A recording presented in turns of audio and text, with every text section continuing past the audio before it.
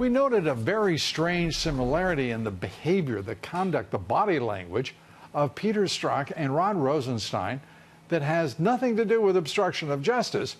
Please watch the body language from these two separate men as they testify. Look at this. Both Strzok and Rosenstein looking like some sort of insolent schoolboys, wiggling, squirming around in their chairs. It is just very strange, to say the very least. And the smirks, you can't buy that at any of the finest stores anywhere. Joining me now, Gina Loudon, political analyst, member of the President's Media Advisory Board, Dom Giordano, radio talk show host on Philadelphia's WPHT. Good to have you both with us. Let me start, Gina, with you.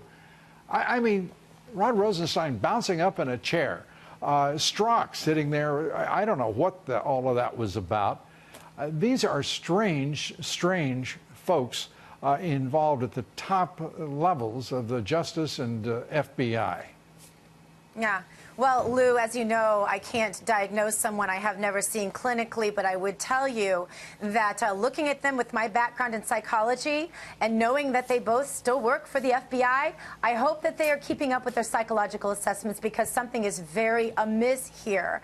The energy that they have to do that, in body language terms, what that is, Lou, is that they have too much energy inside of them. They don't know what to do. They can't throw their hands up in the air and panic, right? They can't run out of the room. So there's just energy boiling over in them, probably from nervousness or something that they may be hiding, and that's why you see all these bizarre jerks and gestures. Maybe that's why they put spies in the Trump campaign, Dom, to give them another outlet. Yeah. Well, Lou, you know Gina's background in psychology, mine's education. If I had Strzok in front of me in a classroom, it's not extra energy. This guy's smirk is just smugness, arrogance. Yeah. Not just toward Trump, but toward the American people. That's what he was bubbling over with. That's what he couldn't wait to get into it with these congresspeople. Let me turn to, this is one for you to analyze, Gina. Chuck Schumer says the president should cancel his meeting. Let's take a look at this quote from Schumer. Suddenly the talking points, the overriding talking point of the Democrats, this quote from Schumer. President Trump should cancel his meeting with Vladimir Putin until Russia takes demonstrable and transparent steps to prove that we won't interfere in future, that they won't interfere in future elections. Glad handing with Vladimir Putin on the heels of these indictments would be an insult to our democracy. Well, you know, all of the arrogance isn't reserved for the Justice Department and the FBI leadership, is it?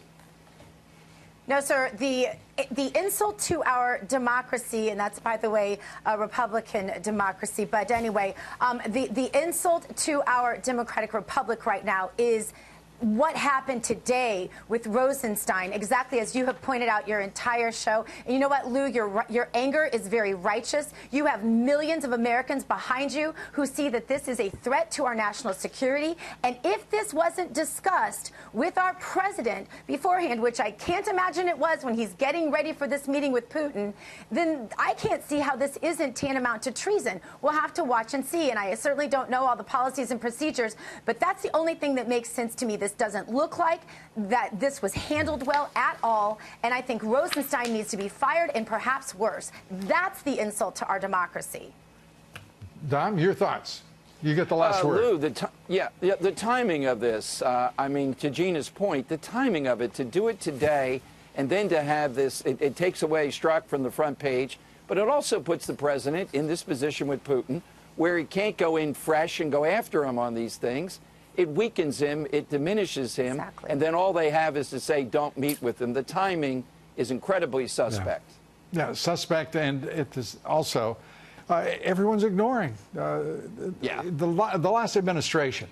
Obama's administration at least recognized they were passive as always on everything, did nothing, but at least they put in writing the expression that the United States could interpret a cyber attack as an act of war and respond accordingly. You know, something needs to be said well beyond this. We've reached this point where everybody thinks it's about putting together a phrase or what the president says or what some official says. Action counts, and luckily we have a president who is a man of action. Gina, great to have you with us. Good to see you. Great to be Tom, with good you, to Lou. see you. Thanks for being here. Thank both you, of Lou. We appreciate it very much.